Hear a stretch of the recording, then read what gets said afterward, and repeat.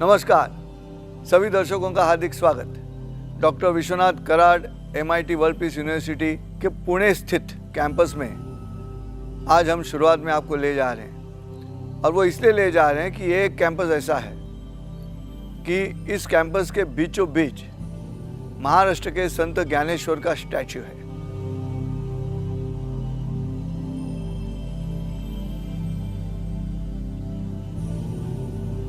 ये प्रतिमा अपनी जो ज्ञान लहरी है वो लहरी सभी कैंपस में फैलाती रहती है। सभी विद्यार्थी इस प्रतिमा की तरफ देख के नमस्कार करते हैं और अपने दिन का ज्ञानार्जन शुरू करते हैं। लेकिन महाराष्ट्र के बाहर के जो दर्शक हैं उनके लिए आपको बता दूं कि संत ज्ञानेश्वर सिर्फ 16 साल की उम्र में उन्होंने भगवद गीता का निरूपण किया है, उस समय की भाषा में, प्राकृत मराठी में, और 21 साल की उम्र में उन्होंने संजीवन समाधि ले ली, कहते हुए कि मेरा कार्य संपन्न हुआ।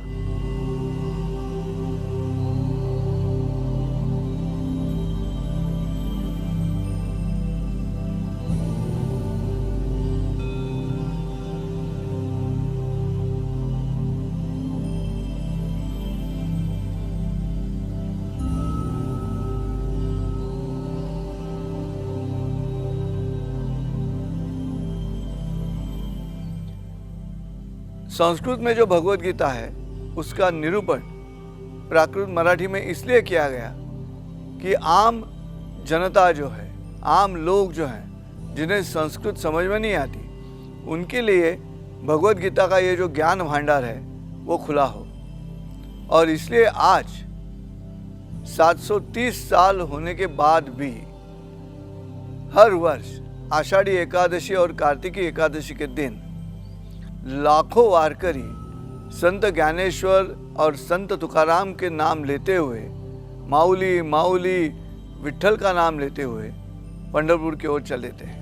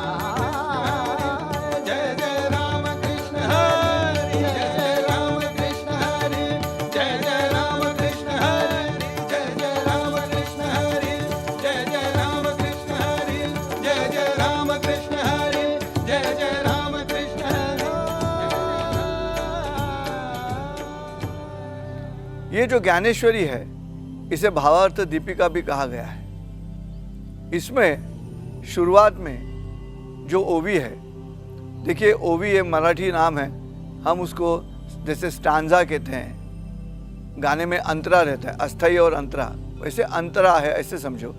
लेकिन 700 श्लोक है भगवद गीता में और उन पे निरूपण करते हुए 9000 से भी ज़्यादा ओविया या स्टांजास इस ज्ञानेश्वरी में है। संत ज्ञानेश्वर के जो शिष्य थे सच्चिदानंद बाबा, उन्होंने वो लिख के लिया और संत ज्ञानेश्वर जी ने ये निरूपण उनको बताया, तब कई लोग उनके सामने बैठे रहे और ये इतना आसान करके दिया है इस ज्ञानेश्वरी में। इस ज्ञानेश्वरी की जो शुरुआत है वो शुरुआत ऐसी है, ओम नमो जयाद्या वेद प्रतिपाद्या जय जय स्व संवेद्या आत्मरूपा। ये मैं आपके सामने इसलिए प्रस्तुत कर रहा हूँ कि अभी अभी विश्वधर्मी डॉक्टर विश्वनाथ कराड जी ने एक किताब लिखी है और इस किताब का शीर्षक है 9 universal secrets revealed bye philosopher संत ज्ञानेश्वर। भले ही वो प्राकृत मराठी में ज्ञानेश्वरी है, लेकिन उसका जो अर्थ है वो आज पूरे विश्व में मार्गदर्शन के तौर पे हमें देखना चाहिए, उस पर अमल करना चाहिए। इसकी जो शुरुआत है वो मैंने आपसे कही। आप विश्वास नहीं रखोगे, लेकिन इतना तो ज़रूर बताऊंगा कि जब महाराष्ट्र इंस्टीट्यूट ऑफ टेक्नोलॉजी की स्थापना हुई, अब 3 दशक हुए, लेकिन कॉलेज के कैंपस पे हर रोज सुबह ओम नमो जी आद्या से प्रार्थना होती है। 4 मिनट तक ये प्रार्थना चलती है और उसका पहला चरण ऐसा है, ओम नमो जी आद्या वेद प्रतिपाद्या जय जय स्वसंवेद्या आत्मरूपा। और आखिर में ये प्रार्थना देखो कहाँ चली जाती है। ये चली जाती है विश्व शांति की ओर। वो भी सुनिएगा कि ये शांति कैसे, कहाँ कहाँ शांति रेव शांति ही तक कैसे पहुँचती है। सुनिए। जो शांति अंतरिक्ष शांति पृथ्वी शांति आप शांति औषधय शांति वनस्पतय शांति विश्वदेवा शांति ब्रह्म शांति सर्वशांति शांतिरेव शांति सामा शांतिरेधि। ओम शांति शांति शांति।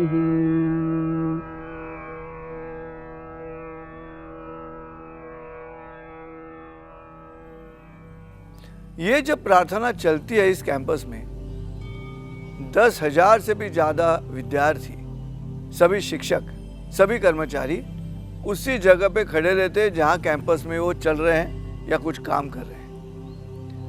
स्कूलों में तो हर स्कूल में प्रार्थना रहती है, लेकिन महाविद्यालय में इस तरह से प्रार्थना होना और इतने सारे विद्यार्थी भक्ति भाव से एक ही जगह पे खड़े रहते हैं, ये मुझे नहीं पता और किसी कॉलेज में होता होगा।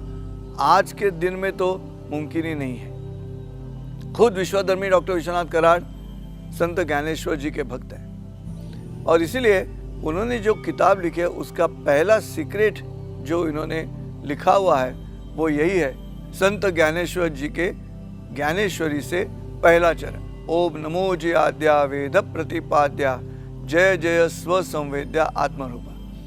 जैसे इस 4 चरणों का अर्थ मैं आपके सामने प्रस्तुत करूं, आपको पता लग जाएगा आस्ते आस्ते कि ये एक ही ओवी या एक ही स्टांजा ये व्यक्तिमत्व विकास का उत्तम कोर्स है, क्रैश कोर्स है। अगर कोई भी आदमी, कोई भी विद्यार्थी अगर इस पहले ओवी का, पहले स्टांजा का अर्थ समझ ले और उसी तरह आचरण कर ले तो उसके जीवन में सक्सेस यानी कि यश बिल्कुल सामने रहेगा।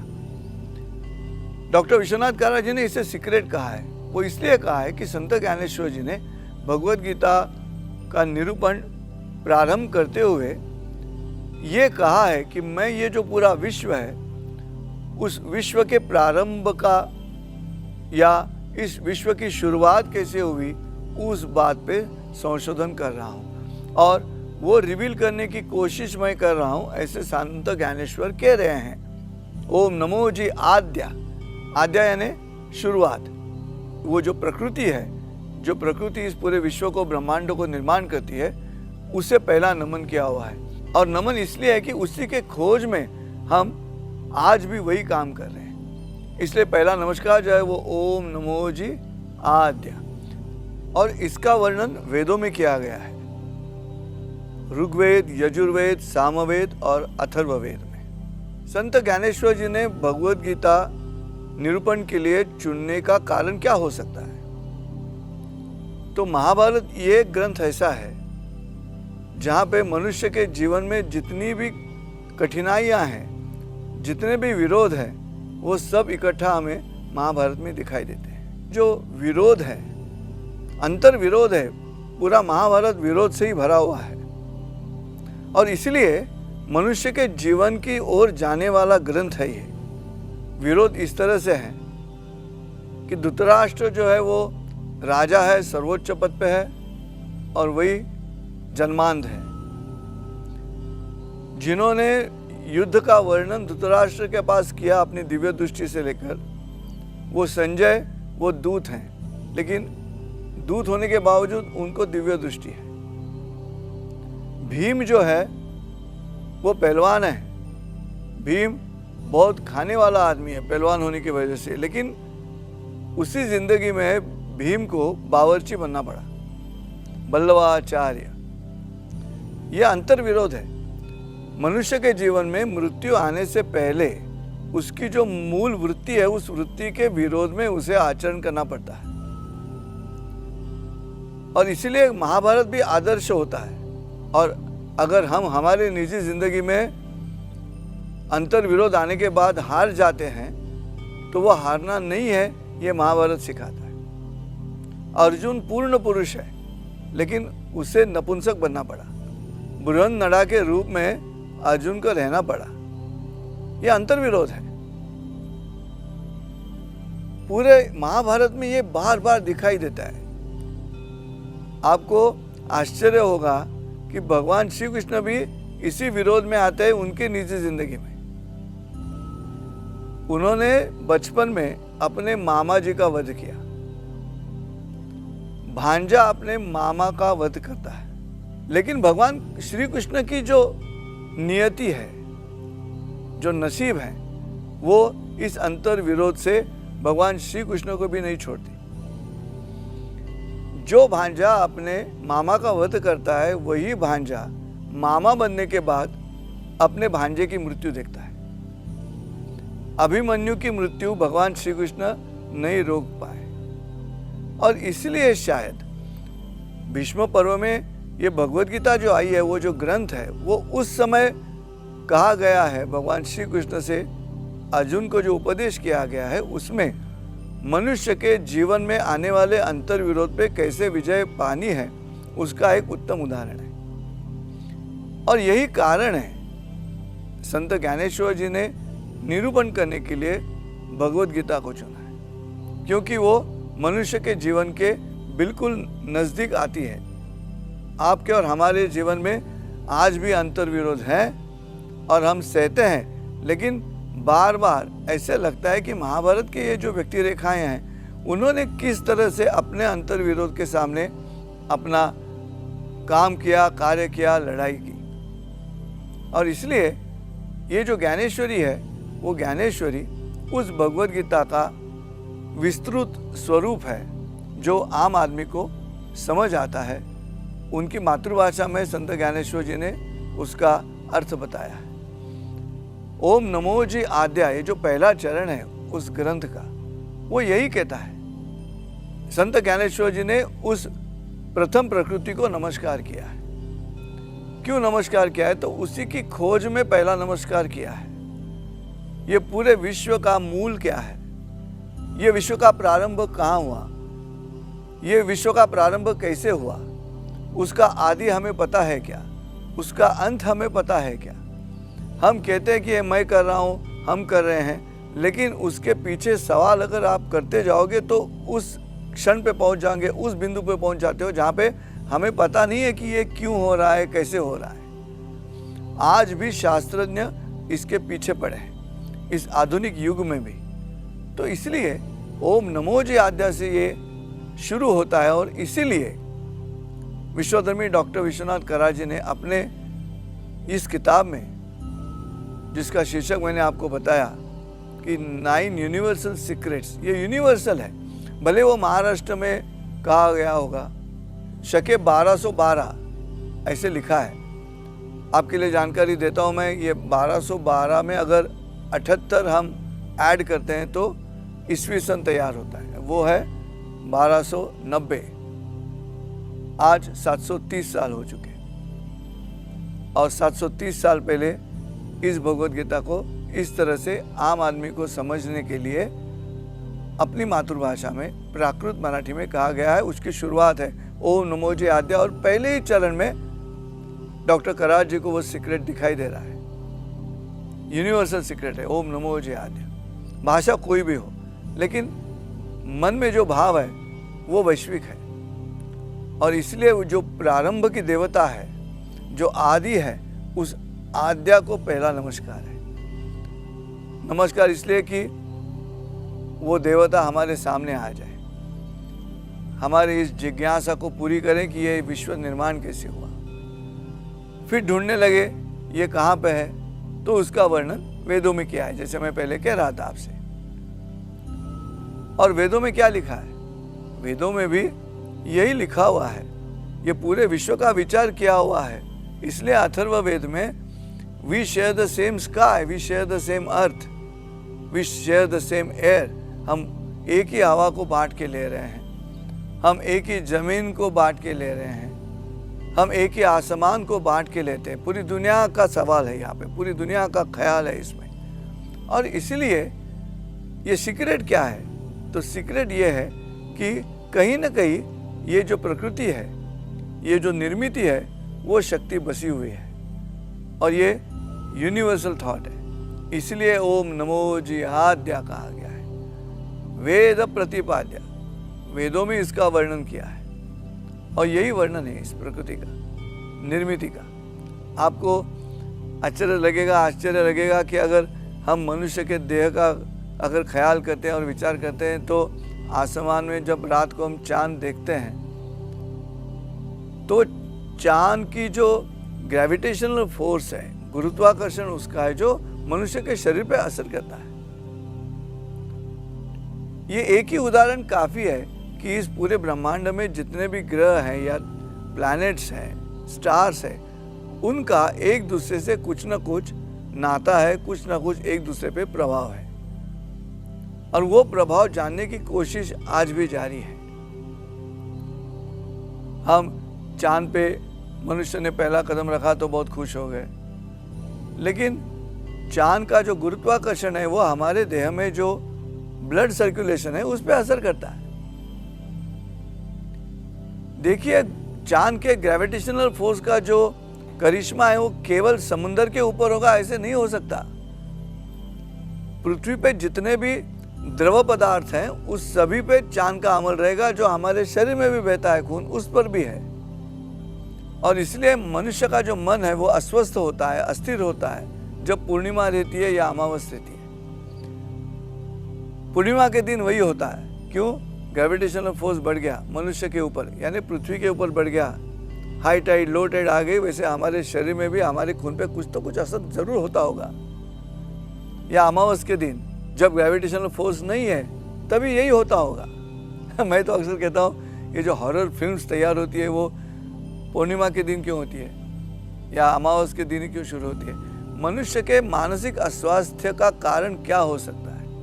मैं ये उदाहरण इसलिए दे रहा हूँ कि ये पूरे ब्रह्मांड की जब खोज होती है तो उसमें सिर्फ पृथ्वी का विचार करके नहीं चलने वाला, पूरे ब्रह्मांड का ख्याल होना चाहिए। और वो ख्याल हमें महाभारत में दिखाई देता है, भगवद गीता में दिखाई देता है, और स्वाभाविक है वो ज्ञानेश्वरी में भी आया है। और इसीलिए वेद अपौरुषेय है, लेकिन उस वेदों में इस प्रकृति का वर्णन किया है, और इसलिए संत ज्ञानेश्वर जी पहले ही चरण में उसको प्रथम वंदन करें। और ये प्रथम वंदन करने के बाद संत ज्ञानेश्वर जी ने ओम नमो जय आद्या वेद प्रतिपाद्या, तीसरे चरण में जय जय स्व संवेद्या।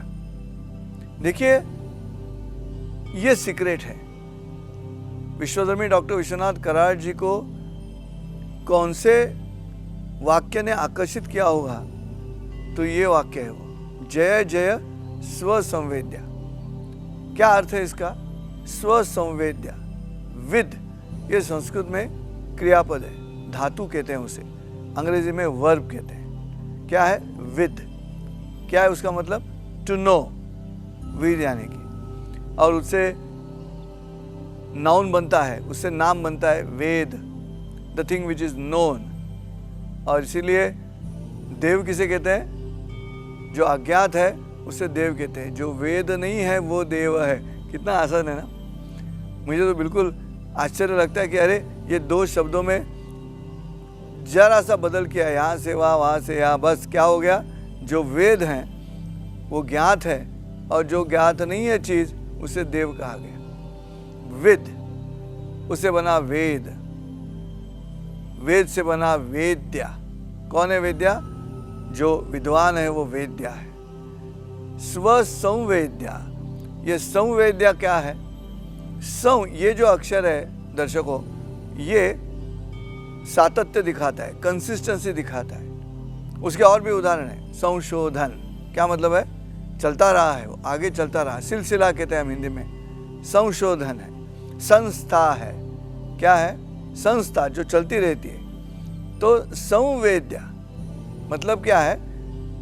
सातत्य, कंसिस्टेंसी, जानकारी है, हर चीज को समझने की सातत्यपूर्ण मानसिक और बौद्धिक स्थिति है, इसलिए उसे कहा गया है संवेद्या। और किस बात का ज्ञान है? तो वो ज्ञान है स्व संवेद्या, यानी कि खुद को जानने की अभिलाषा है और खुद को जानने की शक्ति भी है। जय जय स्व संवेद्या। देखिए, अगर आप ये जो क्रम देखेंगे तो पहले ही क्रम में ओम नमो जी आद्या कह के इस निर्मिति का जो प्रारंभ बिंदु है उसकी जो देवता है उसको नमन किया है। उस देवता का वर्णन कहा गया है, वो वेदों में किया गया है। और उसके बाद ये पूरे विश्व की जानकारी अगर मुझे होनी है तो मुझे पहले किसको जानना होगा? देखिए, सीक्रेट ये है, अगर आप खुद को नहीं पहचानते तो आप दुनिया को नहीं पहचान सकते। इसलिए मैंने कहा यह व्यक्तिमत्व विकास का एक क्रैश कोर्स है। जय जय स्व संवेद्या, सेल्फ रियलाइजेशन प्रोसेस है। मैं खुद को ना समझ लूँ तो मैं दुनिया को ना समझ पाऊंगा। मेरे भी शरीर में जितनी भी गतिविधियां हैं, मेरे शरीर में जितने भी भावनाएं हैं, भाव हैं, मेरी बुद्धि है, ये मनुष्य का शरीर है, लेकिन ये प्राणी का भी शरीर है। मनुष्य प्राणी है, प्राणी प्रेरणा पे चलता है, प्रेरणा पे जी रहा है वो प्राणी है, जो बुद्धि पे जी रहा है वो मनुष्य है। इसलिए मनुष्य प्राणी ये कॉम्बिनेशन चलता है हमारा। और ये मनुष्य प्राणी में खुद को जानने की आवश्यकता है। प्राणी क्या करता है? प्रेरणा क्या है? 4 प्रेरणा है। कौन सी प्रेरणा है 4? वो है आहार, निद्रा, भय और मैथुन। ये 4 प्रेरणा है जो प्राणी की है। मनुष्य के पास क्या है? बुद्धि है। इसलिए आपने सुना होगा कि गणपति जो है वो गणपति का एक स्तोत्र है जिसे अथर्व शीर्ष कहा गया है। वो क्यों कहा गया? वो थर्व शीर्ष, थर्व मतलब जो बुद्धि, जो दिमाग, जो शीर्ष स्थिर नहीं है, जो अस्थिर है, इसलिए उसे थर्व शीर्ष कहा जाता है। वो थर्व कब था? जब तक हाथी का जो मुख है वो चतुष्पाद है तब तक वो थर्व था। आप देखते हो हाथी की सूंड हिलती रहती है, कान हिलते रहते हैं, आंख ऐसे से होती रहती है, कुछ ना कुछ हिलता रहता है, थर्व रहता है। लेकिन वो चतुष्पाद है, चतुष्पाद है, इसलिए प्रेरणा पे जी रहा है।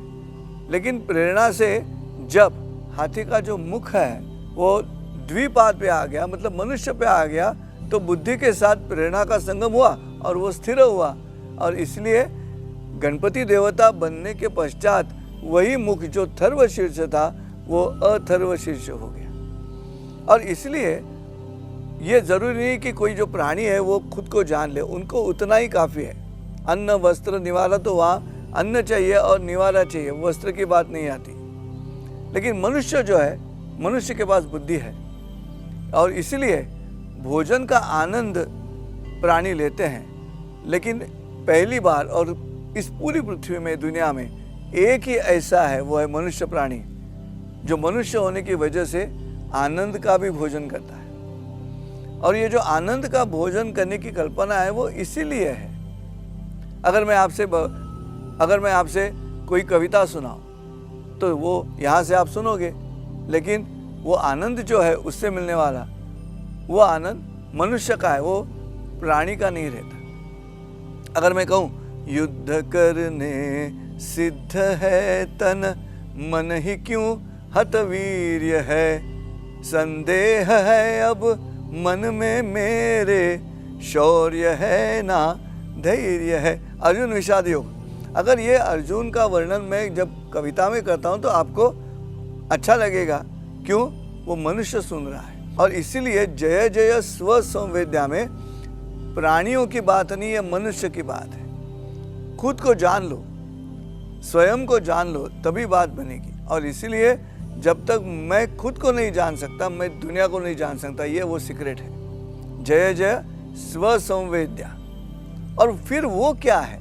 ये स्व संवेद्या का मतलब क्या है? सेल्फ रियलाइजेशन का मतलब क्या है? मराठी भाषा में एक बढ़िया अभंग है, अरे अरे ज्ञानाधारा सी पावन, तुझे तुझ ध्यान कळो आले। क्या है वो? कब पावन हुआ? मनुष्य पावन कब हुआ? तुझे तुझ ध्यान कळो आले।